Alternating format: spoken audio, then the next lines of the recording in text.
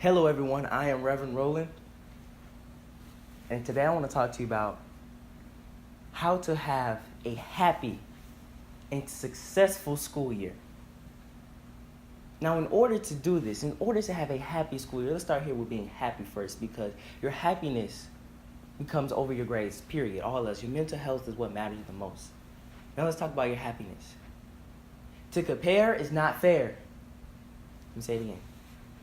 To compare is not fair. It's not fair to compare yourself to somebody else in the class. Because when you do this, you become anxious. You become obsessed with wanting to do better than them. That's fine. That's okay. Because then you're pushing yourself. But at the same time, this could be deadly, and you're not even aware of this. This can cost you in the long run because you feel like you're not enough, and what you're doing is not enough. As you compare yourself to them, it's not fair. The only person you should compare yourself to is your past self. You should look at yourself in the mirror and ask yourself, are you doing better than what you were then? A few months ago, a few weeks ago, even yesterday. That's the only person you need to be comparing yourself to. Because when you compare yourself to others, you begin to think and wonder, am I enough? Am I doing enough? How is so-and-so doing this better than me? That's the problem that a lot of students have when it comes to school. They look at someone else and they see someone else get 100 and they get a 40 on the test, and they begin to think they are dumb. No, you're not. You just didn't do well on that test. That's just one test out of many that you would take or have taken. A lot of people confuse what they do with who you are. Just because you failed a test doesn't mean you are a bad student or an unintelligent person. No, it just means you did bad on that test. Don't confuse what you do with who you are. As a person, there is a difference. And that is something you have to know. Now let's move into how to be successful throughout the school year. Don't count the costs.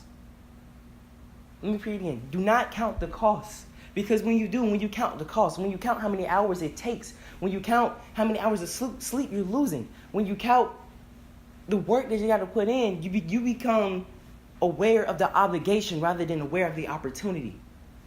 Do not count whatever you have to put into your schoolwork. No, don't do that. Just do it. You have to be blind. Let me tell you a story that I had heard a while back. There were two guys, and they were told that if they were to chop down the tree, the first one to do it will reach success. They'll reach their ultimate dreams. All of it will come true, right? So there's one guy. His plan was to aim for one spot only, every time, right? And as he began to chop at the tree, pieces began to break off. He started to progress. But as time went on, his hands began to bleed. His hands began to split open. He got tired. And even when he stopped, moments when he stopped to catch his breath, he heard his opponent swinging away. Just swinging away, constantly. When he stopped just to sharpen his blade, he could hear his opponent swinging away. Swinging away. And then, eventually, tragedy struck him. He heard his opponent's tree fall. And he was upset. Upset at the fact that he was beat. Nobody wants to be beaten. So he went over to where his opponent was. His opponent was tired, breathing very hard.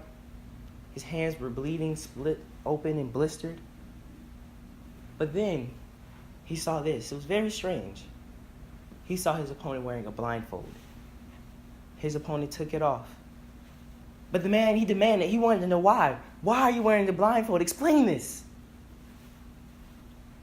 You see, you have to live life through mind sight, not eyesight. Not what you see is possible, but what you believe is possible. That's how you have to live life.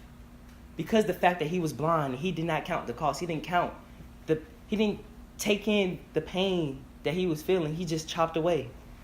If he were able to see, he would have been able to see his hands bleeding.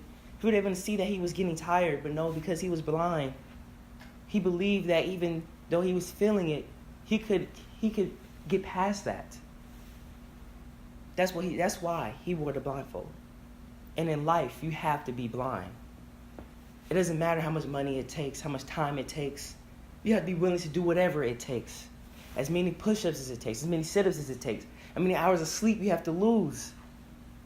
Whatever it is in life, you have to be willing to sacrifice. Let me tell you something. Now we're starting to get into sacrifice.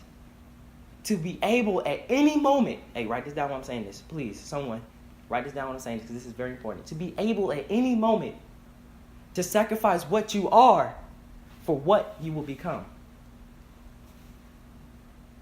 Now, what I mean by that, I know someone wants me to explain this. See, a lot of moments people aren't able to sacrifice things for true success. People aren't willing to sacrifice sleep. People aren't willing to sacrifice their cell phones. At some point, you have to put down your cell phone to get your work done. People aren't willing to sacrifice playing the game or watching TV.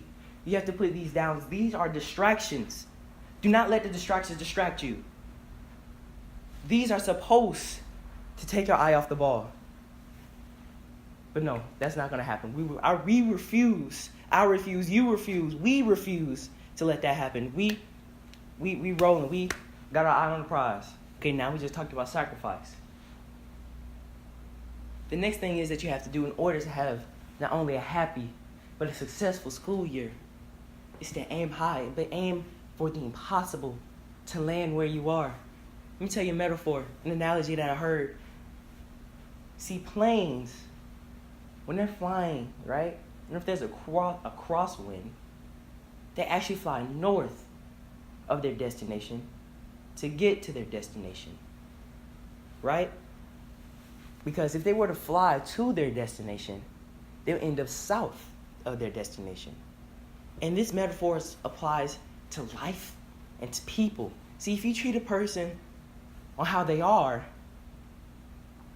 you make them worse.